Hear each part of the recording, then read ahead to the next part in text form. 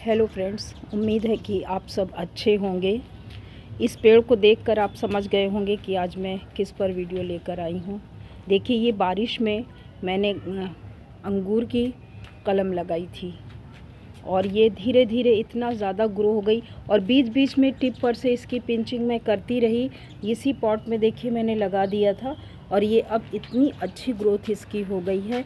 तो अब इसकी मैं रिपोर्टिंग कर दूंगी। रिपोर्टिंग करने के लिए देखिए, ये फ्रूट प्लांट है तो इसको ज़्यादा से ज़्यादा पोषक तत्व चाहिए। इसकी मिट्टी इस तरह से बनाइए कि इसको ज़्यादा से ज़्यादा उसमें पोषक तत्व हों, क्योंकि ये फ्रूट प्लांट है और इसको ज़्यादा पोषक तत्वों की ज़रूरत होती है। तो देखिए, अब इतनी अच्छी इसने ग्रोथ ले लिया है इस ग्रेप्स वाइन ने। तो अब क्योंकि विंटर में तो इसकी पत्तियां पीली पड़ जाती हैं, झड़ने लगती हैं। जनवरी में बहुत अच्छे से इसके पूरे पेड़ की प्रूनिंग कर देंगे ताकि फिर उसके बाद गर्मियों में बहुत अच्छे अंगूर मुझे मिल जाएंगे। तो देखिए, इतनी अच्छी पिंचिंग करने से ये हुआ कि ये काफ़ी घना हो गया। अब ये वक्त आ गया है कि इसकी रिपोर्टिंग मैं कर दूं, नहीं तो विंटर आते आते इसकी पत्तियां तो सारी पीली पड़ जाएंगी, झड़ जाएंगी। लेकिन गर्मी में जनवरी फरवरी में ये फिर इस ग्रोथ ले लेगा और इसलिए अब इसकी मिट्टी जब मैं रिपोर्टिंग कर रही हूँ तो इसको अच्छी पोषक तत्व वाली मिट्टी मैं इसको दूंगी, मैं लगाऊंगी ताकि बहुत अच्छी इसकी ग्रोथ और अच्छे से हो सके। देखिए, ये एक छोटी सी कलम थी, बारिश में जब बारिश शुरू हुई थी तभी मैंने लगाया था और ये अब बहुत अच्छे से देखिए कितनी ग्रीन इसकी पत्तियां हैं। बस ये कि हफ्ते में एक बार दो बार मैं इसकी पिंचिंग करती थी, तो इस वजह से इसमें बहुत सारी शाखाएं निकल आई हैं। अब इसको किस तरह की मैं मिट्टी बनाऊंगी और किस तरह की पोषक तत्व उसमें दूंगी, वो सारी चीज़ें मैं अभी इसकी रिपोर्टिंग के वक्त मैं आपको दिखाऊंगी और बताऊंगी। देखिए फ्रेंड्स, ये इसके लिए ये मिट्टी में तैयार कर रही हूँ।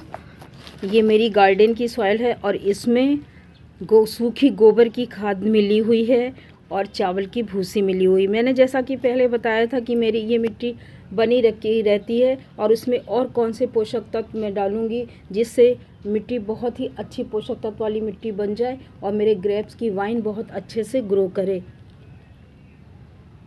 देखिए, ये तो मिट्टी है मेरी जिसमें सूखी गोबर की खाद मिट्टी मैंने जैसे 20% मैंने मिट्टी ली है तो 30% इसमें मैंने गोबर की खाद डाली है।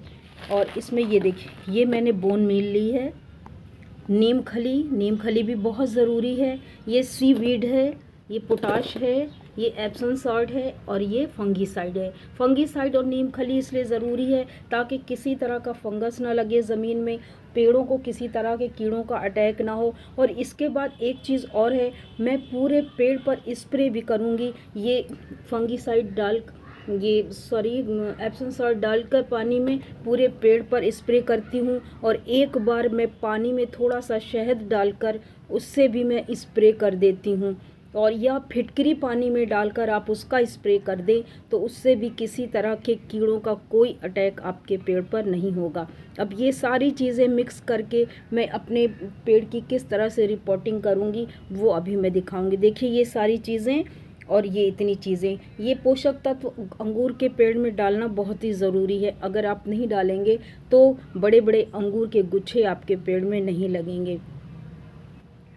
बारिश में मैंने ऐसे ही कलम लगा दी थी और वो इतने अच्छे से ग्रो कर गई। फिर मैं उसकी बीच बीच में पिंचिंग करती रही तो आपने देखा ही है कि मेरा कितना बुशी हो गया अंगूर का पेड़। अब ज़्यादा ठंड पड़ेगी तो इसकी पत्तियां अंगूर की हर कोई जानता है कि वो सूखने लगती है। उसके बाद फरवरी आते आते फिर से नई ग्रोथ उसकी होती है और उसमें नई नई पत्तियां, नई नई शाखें निकलती हैं। उसके बाद फिर पेड़ में अंगूर लगने शुरू हो जाते हैं।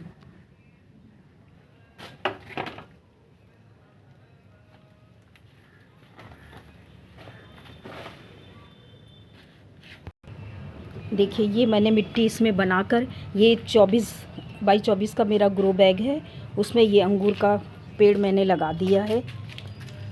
ये देखिए, अब ये बहुत अच्छे से इसमें ग्रो करेगा। अभी विंटर में तो इसकी पत्तियां सूख ही जाएंगी, उसके बाद फरवरी में ये फिर ग्रोथ ले लेगा। इसमें सारी चीज़ें डाल के पोषक ज़्यादा से ज़्यादा मैंने इसकी मिट्टी में पोषक तत्व डाले हैं। देखिए सर लगा दिया, एक डंडी का सपोर्ट दे दिया है। अब ये वाइन ऊपर को मैं रस्सी से बांध दूंगी और ये चढ़ती चली जाएगी। फिर बीच में जब ज़रूरत होगी फरवरी में, तब एक बार फिर मैं इसको पोषक तत्व दूंगी ताकि अच्छे अंगूर के गुच्छे हों, बड़े हों, और उसकी फिर मैं वीडियो बनाऊंगी, आपको दिखाऊंगी। लेकिन ये देखिए कलम से तैयार पेड़ कितनी अच्छी ग्रोथ ले लिया। बारिश में लगाया था और पिंचिंग करते करते ये इतना बुशी हो गया है। अब इसमें मिट्टी में मैंने क्या क्या मिलाया और इसकी रिपोर्टिंग मैंने की है। छोटे से डिब्बे में लगा हुआ था, बहुत ज़्यादा इसकी जड़ें हो गई थी, इसलिए इसको कोई रिपोर्टिंग करना बहुत ज़रूरी था। तो मैंने इसकी मिट्टी तैयार की जो कि पोषक तत्वों से भरपूर है। और अब इसका आगे का क्या रिज़ल्ट होगा उसके बाद मैं दूसरा वीडियो इस पर एक बनाऊंगी।